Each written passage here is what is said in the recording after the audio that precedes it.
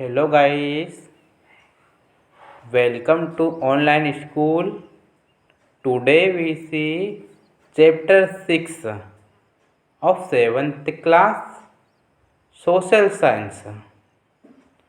Watch the video from start to end. If you like the video then please like and share. आइए हम chapter 6 संचार माध्यमों को समझना का सॉल्यूशन कर लेते हैं। ठीक है,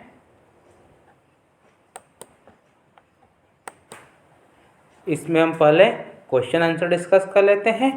फर्स्ट क्वेश्चन दिया गया है, प्रजातंत्र में संचार माध्यम किस प्रकार महत्वपूर्ण भूमिका निभाते हैं। प्रजातंत्र में संचार माध्यम किस प्रकार महत्वपूर्ण भूमिका निभाते हैं, इसका आंसर देख लेते हैं। प्रजातंत्र में संचार माध्यमों की भूमिका, ठीक है, प्रजातंत्र में संचार माध्यमों की भूमिका फर्स्ट में दिया गया हमें, संचार माध्यमों से नागरिक जान सकते हैं। संचार माध्यमों से नागरिक जान सकते हैं कि सरकार किस प्रकार काम कर रही है। ठीक है, संचार माध्यम से नागरिक जान सकते हैं कि सरकार किस प्रकार काम कर रही है। संचार माध्यम निश्चित करते हैं कि किन बातों पर जनता का ध्यान केंद्रित किया जाता है। ठीक है, संचार माध्यम निश्चित करते हैं कि किन बातों पर जनता का ध्यान केंद्रित किया जाता है। इस प्रकार संचार माध्यम जनमत निर्माण का एक सशक्त माध्यम है। ठीक है, थर्ड पॉइंट देखते हैं, वह सरकार की नीतियाँ की समालोचन करते हैं। ठीक है, वह सरकार की नीतियों की समालोचन करते हैं। फोर्थ पॉइंट देखते हैं, वह जनता को सरकारी नीतियों अथवा कार्यों के पक्ष और विपक्ष हेतु मंच प्रदान करते हैं। ठीक है, वह जनता को सरकारी नीतियों अथवा कार्यों के पक्ष और विपक्ष हेतु मंच प्रदान करते हैं। नेक्स्ट क्वेश्चन देखते हैं, क्वेश्चन नंबर 2, क्या आप इस रेखा चित्र को एक शीर्षक दे सकते हैं। क्या आप इस रेखा चित्र को एक शीर्षक दे सकते हैं। इस रेखा चित्र से आप संचार माध्यम और बड़े व्यापार के परस्पर संबंध के बारे में क्या समझ पा रहे हैं, इसका आंसर देते हैं। शीर्षक संचार के माध्यम से व्यापार, संचार के माध्यम से उद्यमी अपने उत्पाद को बेचते हैं। ठीक है, शीर्षक संचार के माध्यम से व्यापार, संचार के माध्यम से उद्यमी अपने उत्पाद को बेचते हैं। किसी भी नए उत्पाद को बाजार में बेचने के लिए उत्पादकों को विज्ञापन का सहारा लेना पड़ता है। ठीक है, किसी भी नए उत्पाद को बाजार में बेचने के लिए उत्पादकों को विज्ञापन का सहारा लेना पड़ता है।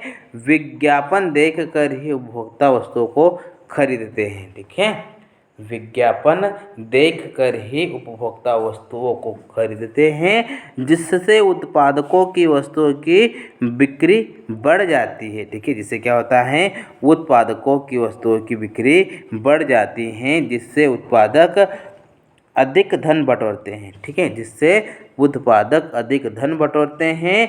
इस प्रकार उद्यमी संचार के माध्यम से साधारण दर्शक, इस प्रकार उद्यमी संचार के माध्यम से साधारण दर्शक, श्रोता, पाठक वर्ग को मानसिक एवं आर्थिक रूप से अपने हितों के लिए शोषित करते हैं। ठीक है, इस प्रकार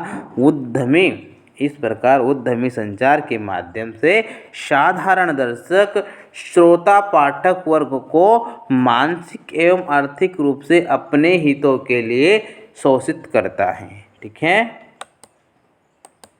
नेक्स्ट क्वेश्चन देखते हैं, क्वेश्चन नंबर 3, आप पढ़ चुके हैं कि संचार माध्यम किस प्रकार एजेंडा बनाते हैं। क्वेश्चन को ठीक से समझिएगा, आप पढ़ चुके हैं कि संचार माध्यम किस प्रकार एजेंडा बनाते हैं, इनका प्रजातंत्र में क्या प्रभाव पड़ता है, अपने विचारों के पक्ष में 2 उदाहरण दीजिए। ठीक है, क्वेश्चन को ठीक से समझिएगा।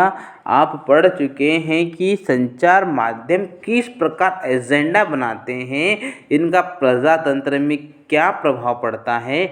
अपने विचारों के पक्ष में 2 उदाहरण दीजिए। इसका आंसर आ जाएगा, संचार माध्यम अधिक से अधिक लोगों को अपनी ओर आकर्षित करने के लिए भिन्न भिन्न प्रकार के एजेंडा बनाते हैं। ठीक है, संचार माध्यम अधिक से अधिक लोगों को अपनी ओर आकर्षित करने के लिए भिन्न भिन्न प्रकार के एजेंडा बनाते हैं। यह प्रजातंत्र को अनेक प्रकार से प्रभावित करते हैं। ठीक है, यह प्रजातंत्र को अनेक प्रकार से प्रभावित करते हैं। उदाहरण देख लेते हैं। इसमें हम फर्स्ट नंबर में दिया गया है, सरकार की नीतियों के बारे में जनता को बतलाती है।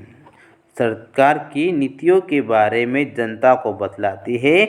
जनता सरकार की नीतियां पर अपना जनमत तैयार करती है। ठीक है, जनता सरकार की नीतियों पर अपना जनमत तैयार करती है। सेकेंड पॉइंट देखते हैं, संचार माध्यम निश्चित करते हैं। ठीक है, संचार माध्यम निश्चित करते हैं कि किन बातों पर ध्यान केंद्रित किया जाना है। ठीक है, कि किन बातों पर ध्यान केंद्रित किया जाना है, और इस तरह वह एजेंडा निश्चित कर देते हैं। ठीक है, और इस तरह वह एजेंडा निश्चित कर देते हैं। ठीक है, नेक्स्ट क्वेश्चन देखते हैं। क्वेश्चन नंबर 4,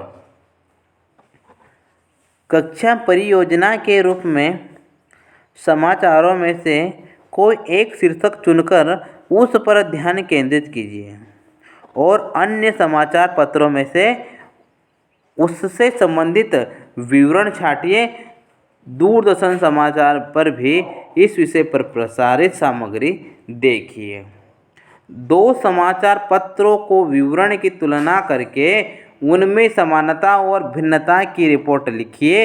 निम्नलिखित प्रश्न पूछना सहायक हो सकता है। ठीक है, निम्नलिखित प्रश्न पूछना सहायक हो सकता है। क नंबर पे हमें दिया गया है, इस लेख में क्या जानकारी दी जा रही है, कौन सी जानकारी इसमें छोड़ दी गई है, क्या जानकारी दी गई है और कौन सी जानकारी छोड़ दी गई है। यह लेख किसके दृष्टिकोण को ध्यान में रखकर लिखा गया है, किसके दृष्टिकोण को छोड़कर दिया गया है और क्यों।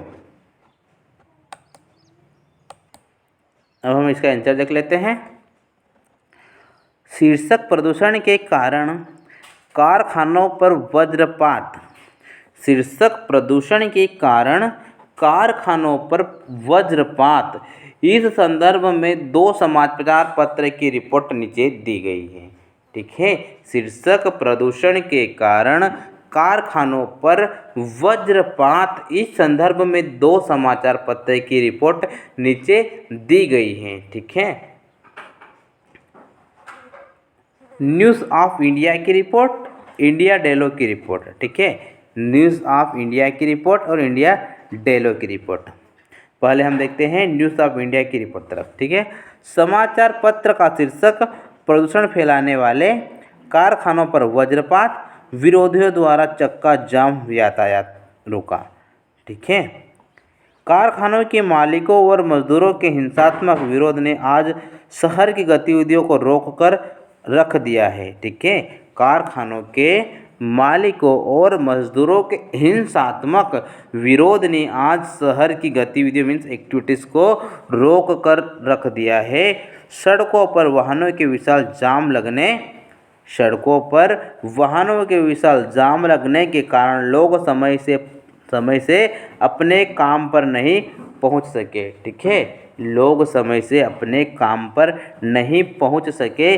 कारखाना मालिक और मजदूर सरकार के प्रदूषण फैलाने वाली इकाइयों को बंद करने के निर्णय का विरोध कर रहे हैं। ठीक है, कारखाना मालिक और मजदूर सरकार के प्रदूषण फैलाने वाली इकाइयों को बंद करने के निर्णय का विरोध कर रहे हैं। ठीक है, यद्यपि सरकार ने यह निर्णय कुछ जल्दबाजी में लिया है। ठीक है, यद्यपि सरकार ने यह निर्णय कुछ जल्दबाजी में लिया है, परंतु विरोधियों को काफ़ी समय से यह पता था कि उनकी इकाइयाँ गैर कानूनी हैं। ठीक है, परंतु विरोधियों को काफ़ी समय से यह पता था कि जो उनकी इकाई है वह गैर कानूनी है। इन इकाइयों को बंद होने से शहर में इन इकाइयों के बंद होने से शहर में प्रदूषण का स्तर काफ़ी कम हो जाएगा। शहर के गणमान्य नागरिक श्री जैन ने कहा, हमारा शहर भारत के नए व्यावसायिक केंद्र के रूप में स्थापित होता जा रहा है। ठीक है, स्थापित होता जा रहा है। इसके साथ साथ वह भी आवश्यक है कि शहर साफ और हरा भरा रहे। ठीक है, साफ और हरा भरा रहे। प्रदूषण फैलाने वाले कारखानों को हटाया जाना चाहिए। विरोध करने के स्थान पर कारखानों के मालिकों और कारीगरों और कामगारों को पुनर्स्थापन का प्रस्ताव स्वीकार कर लेना चाहिए। ठीक है, अब हम देखते हैं इंडिया डेलो की रिपोर्ट। ठीक है, इंडिया डेलो की रिपोर्ट देख लेते हैं। समाचार पत्र का शीर्षक, कारखानों के बंद होने से घोर अशांति। शहर के आवासीय क्षेत्र में 1 लाख कारखानों का बंद होना एक गंभीर समस्या के रूप ले सकता है। ठीक है, शहर के आवासीय क्षेत्र में 1 लाख कारखाना का बंद होना एक गंभीर समस्या का रूप ले सकता है। सोमवार को हजारों कारखाने, ठीक है, सोमवार को हजारों कारखानों मालिक व कामगार कारखाना बंद पर अपना कड़ा विरोध जताने के लिए सड़कों पर उतर आए। उन्होंने कहा कि इसमें उनकी रोजी रोटी छिन जाएगी। उन्होंने ऐसा कहा कि इनमें उनकी रोजी रोटी छिन जाएगी। इनका कहना है कि गलती नगर निगम की है, क्योंकि वह आवासीय क्षेत्रों में लगातार नए कारखाने लगाने के लिए लाइसेंस देता रहा है। ठीक है, क्योंकि वह आवासीय क्षेत्र में लगातार नए कारखाने लगाने के लिए लाइसेंस देता रहा। उन्होंने यह भी कहा कि उनके पुनर्स्थापन के लिए पर्याप्त प्रयत्न नहीं किए गए। कारखानों के मालिक व मजदूरों ने कारखाने बंद करवाने के विरोध में शहर में 1 दिन का बंद प्रस्तावित किया गया है। एक कारखाने के मालिक श्री शर्मा ने कहा, सरकार कहती है कि उसने हमारे पुनर्स्थापन के लिए बहुत कार्य किया। सरकार यह कहती है कि उसने हमारे पुनर्स्थापन के लिए बहुत कार्य किए, लेकिन जिस प्रकार के क्षेत्र वह हमें दे रही वहाँ किसी प्रकार की सुविधाएं नहीं है। ठीक है, वहाँ पे किसी भी प्रकार की सुविधाएं नहीं है और पिछले 5 वर्षों में वहाँ कोई विकास कार्य नहीं हुआ है। ठीक है, इस लेख में प्रदूषण के कारण 1 लाख कारखानों के बंद होने से कारखानों के मालिकों और मजदूरों के विरोध में संबंधित एक रिपोर्ट दिया गया है। ठीक है।